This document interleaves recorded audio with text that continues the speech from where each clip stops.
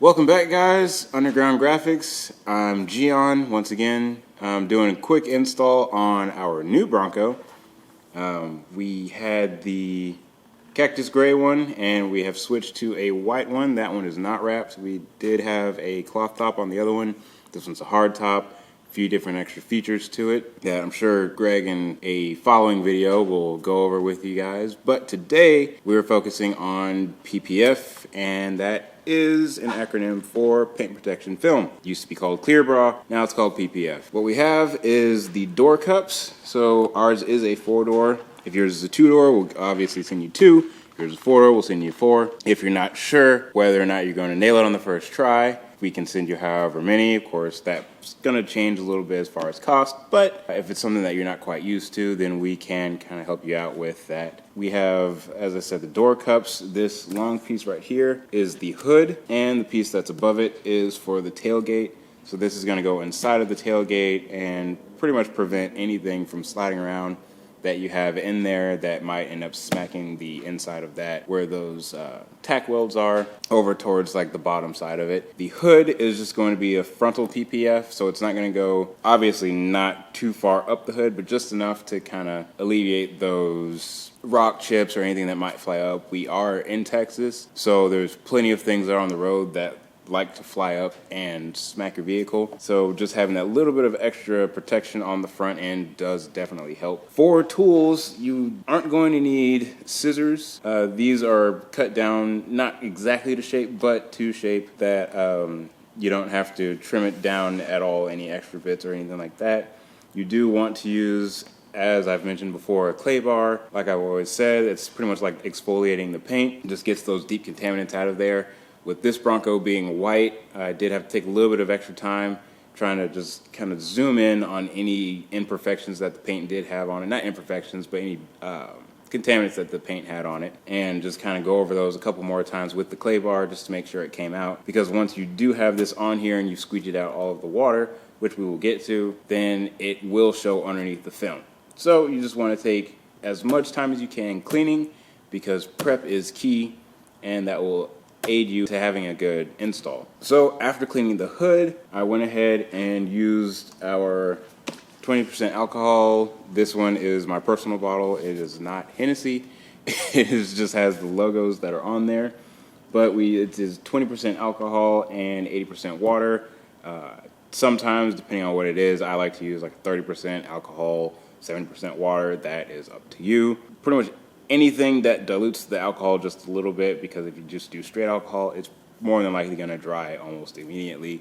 It's not going to give you a little bit of time to be able to wipe off whatever you need to. Other than that, basic tools is just a bottle with soap and water. That is Dawn dish soap. Is about 6 to 8 drops. That might need some adjustment depending on your climate of where you're doing your installs. A warmer climate typically would call for a little bit more soap, so those 8 drops may vary. You might be fine with 8 drops. You may need a little bit more. That is going to have to be something that you'll have to kind of get a feel for, unfortunately. 6 drops, usually that's where you want to have that 75 and lower temperature range. And other than that is just a squeegee. This is one of 2 squeegees that we'll provide you with. This one is the black one that we have, and we also do have a yellow one. They are the same style of squeegee. They have the same amount of flexibility. It's just one's one color, the other one's the other color. Black and yellow, kind of our colors. So that's what we provide for you guys. Other than that, we've gone ahead and we've cleaned off the hood. Like as I said, we've clay barred the hood already. I wiped it off with a water alcohol mix with towel just to make sure it didn't have anything that fell on it just from me sitting here talking. I'm going to still wipe it off one more time just from having it sitting for this time being, and we'll get the install started. All right, so we're here to do the install. What we're going to first do is just spray down the hood. Like I said, I've already cleaned this off. So I'm just going to spray it down with a generous amount of soap and water. You want to keep your alcohol water mix bottle far away so you don't accidentally grab it. Instead, because that will actually create a white spot in the paint protection film. With this vehicle, since it's white, it might not be an issue, but with the darker vehicles, even I've seen I believe it's the Sunburst Yellow, it will leave a bit of a white mark there if you accidentally do spray it with alcohol. That is one of the things that we test out here, the whole accidental side of things, so that way we can give you guys good information so we're not steering you in the wrong direction. As always, make sure your hands are clean. I went ahead and threw a couple towels up there just in case there's any more debris that's on the hood. That way it doesn't travel back down after spraying it. And you do want to make sure that that has a good amount of water on there. So once again, with clean hands, you can spray your hands as you go. You can spray all of this, doesn't matter. It's not vinyl. So you just want to get a good amount on there. Again, make sure you don't have anything on your hands. Always. And you are going to have to touch this just a little bit. I am trying to use my fingernail, so that way I don't have anything transferring from my fingers on here.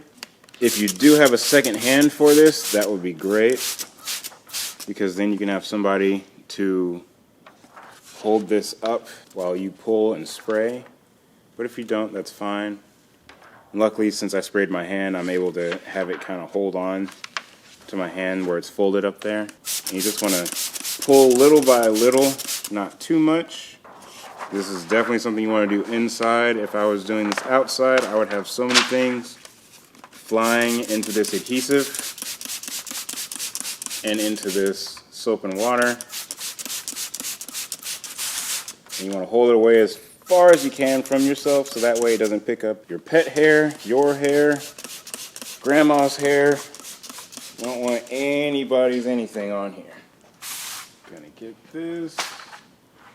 Try not to let it touch any other part of the front. We did clean that too, just in case, but if you don't, you do want to be mindful of where this is going to fall. Now, with the amount of soap that we have in the bottle, we do have some time to move this around.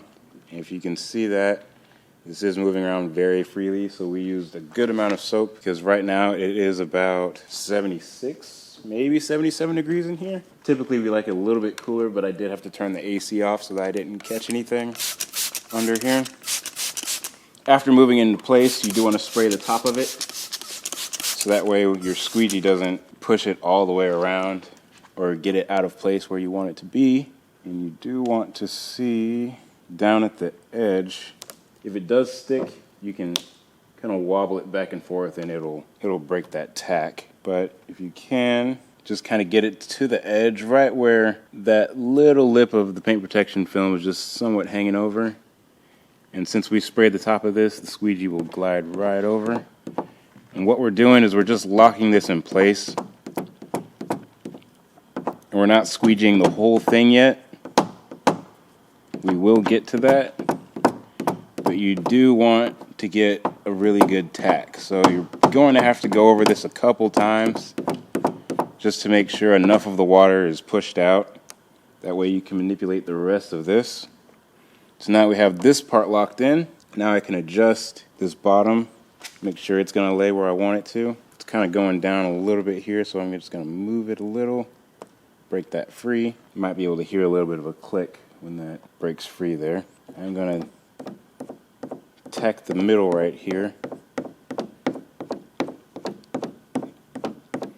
You do want to be mindful of where you're pushing your water. So this body line that's right here, kind of a soft line, I'm using that as my split point. So anything that's below, from this body line down, I'm going to squeegee the water out. Anything that's above that body line, I'm going to squeegee it up. That's another reason why we have those towels there. And also, since I tacked the middle here, then it's allowing me to be able to pull all those wrinkles that were, or not wrinkles, but fingers that we had forming.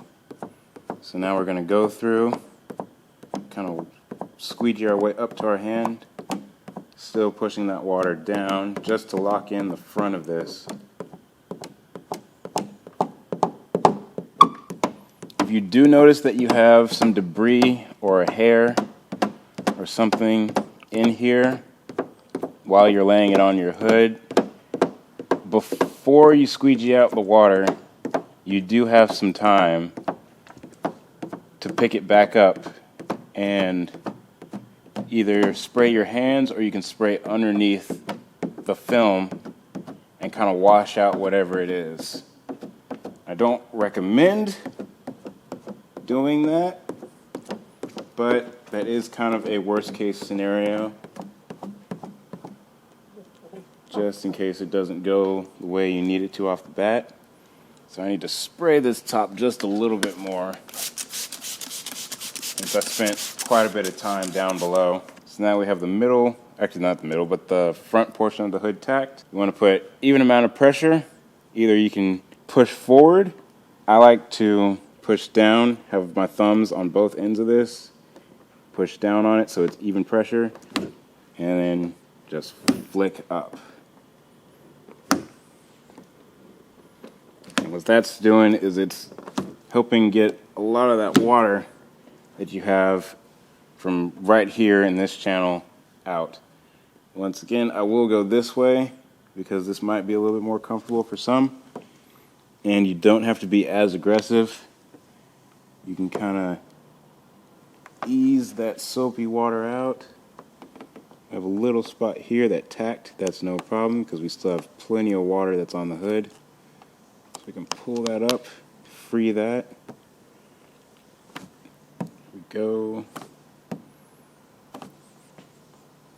If something like that does happen, then you can always just spray a bit more water in there in case that happens to dry out. Had it happen up here, this edge, but that's no problem. Switch to the other side. I'm putting my thumb this way so that I can give a good even pressure. Sometimes these recesses can be a little bit goofy. You can try and attack it at an angle. That might work. I did get it down, but every now and then, if you need to, since we have those towels nice and ready here, you can put your hand evenly right in that channel and push up. And by keeping the towel down, that'll help push that water up and the towel will collect it. So now this appears to be dry. It's not, but I do have a little bit of a blemish in here, which gives me a chance to be able to show you guys. So since it's still early, it doesn't have all of the adhesion on it yet.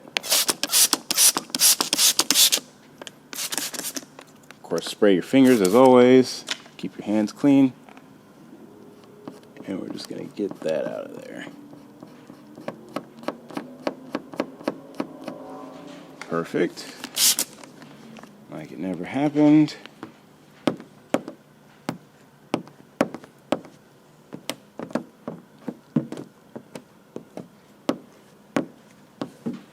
So again, we're going to go back at it with the towel.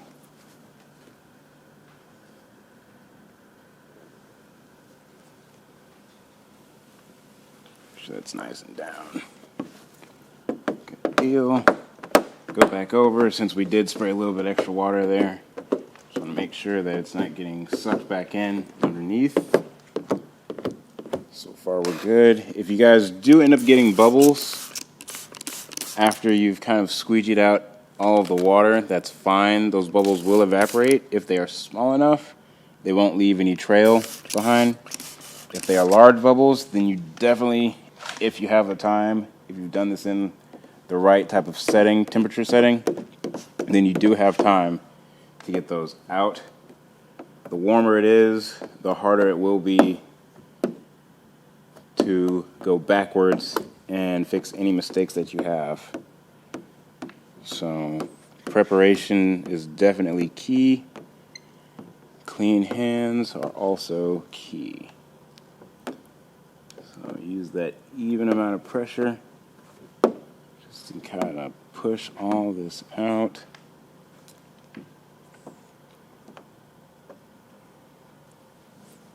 See if I can get this down with the squeegee.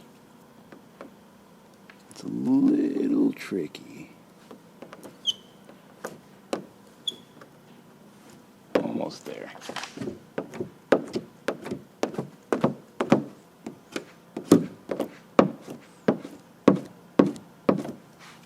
Alright, now we do have water trailing back down in there. Like I said, no problem. We got the majority of it out, so now we can go back with that towel. Get that to lay down.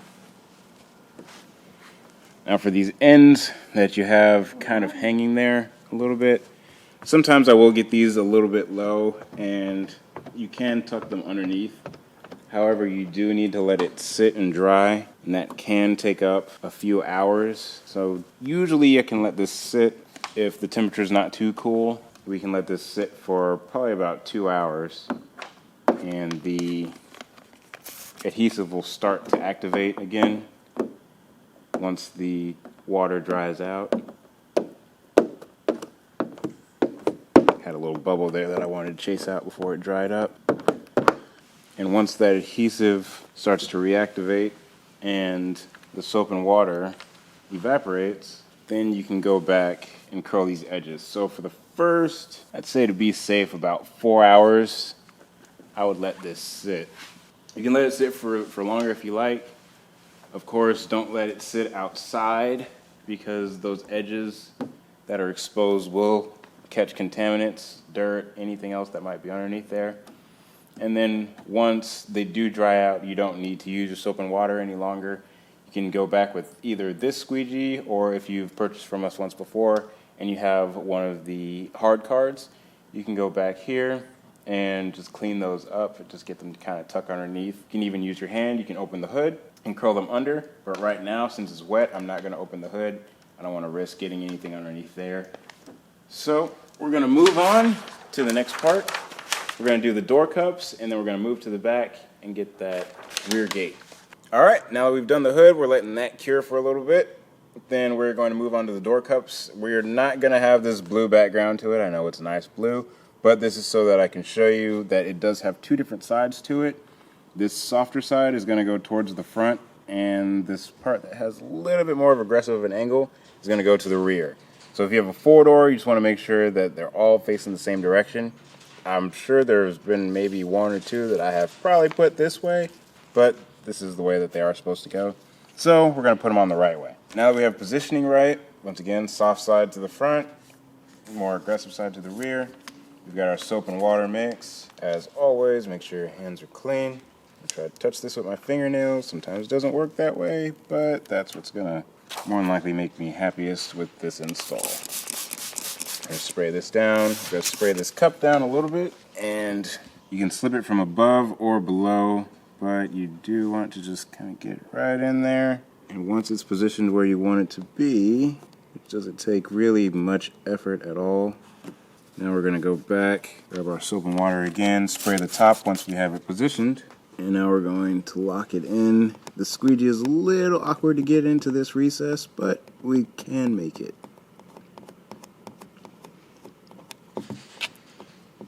Obviously, I didn't spray it enough because I'm pushing it around a little bit. That's no problem. Luckily, we still have quite a bit of moisture underneath there. We can move this around. There we go. Once we break that loose, position that again, spray the top.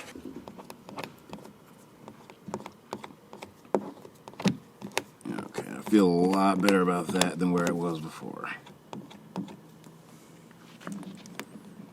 Nice thing about this is it is forgiving. This is a little bit of a weird angle, but it's no worries. We can still get to what we need to. Try and get this to smooth it out. Don't be afraid to use your hands as your tools too. They are great tools. So I'm just trying to get a good bend so I can get down in here and push all that water down, since gravity is going to want to push it down anyway. Why fight it? Get a good flick there. Make sure you get that excess water out. And now we just wait for that to dry too. Dry up the water that you have that you pushed out. And we're going to let that sit for a bit. We're going to do the others. But in the meantime, we're gonna move over to that rear tailgate. We're gonna slap that part on, so that way if you have anything in your trunk, like I said, it doesn't slide around, hit the pieces, and doesn't scratch up the paint that's underneath there. And the last piece that we're gonna throw on here is the rear tailgate protection. It's gonna go right under here. So pretty much where you see those, I believe they're tack welds, we're just gonna go ahead and have a PPF line that's pretty much from here down. So like I said, if you have anything in your trunk, groceries, wood, tools, stuff like that, then it's not gonna damage that. So same as with the hood, we are going to just spray just a nice little lip there. I went ahead and flicked this part up just to expose that adhesive. And we're going to, with clean hands as always, just kind of pull that down, drape it over your hand, spray the back side of it. Since our hand is wet, it's not going to fight us. It's not going to slip off of our hand. Keep spraying as you're pulling. And I did wipe off the tailgate here. Even went the little extra mile and clay barred it. Didn't have to because it's not exposed to elements. But who knows what they did when they were creating these at Ford. Could have been someone who had a bunch of grease on their hands that put it together. Or maybe they just came back from lunch. So clay bar that also. Clean it off the same as any other part of the car before you're going to do an install. Be very gentle with this. If it does fold over on itself, that's fine while it's still wet. If it's dry and it folds over itself, it is not going to come out pretty. So that's why you always want to make sure that you have a good amount of water on these PPF pieces. And once you have it in place, same as everything else, you just want to spray that top side of it. Grab that good old underground squeegee that we send you. If you happen to have a smaller squeegee for some reason and you prefer that, it does also work the same. Of course, you're not going to get the same amount of overlap coverage that you do with the bigger one, but it's a little bit easier to work with.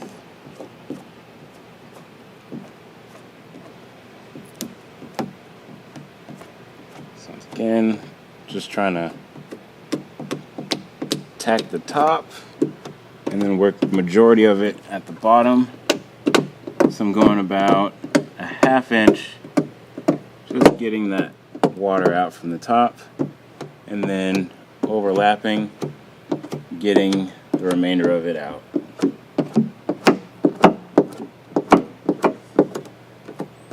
Always overlapping strokes, whether it's vinyl or PPF. Work our way across.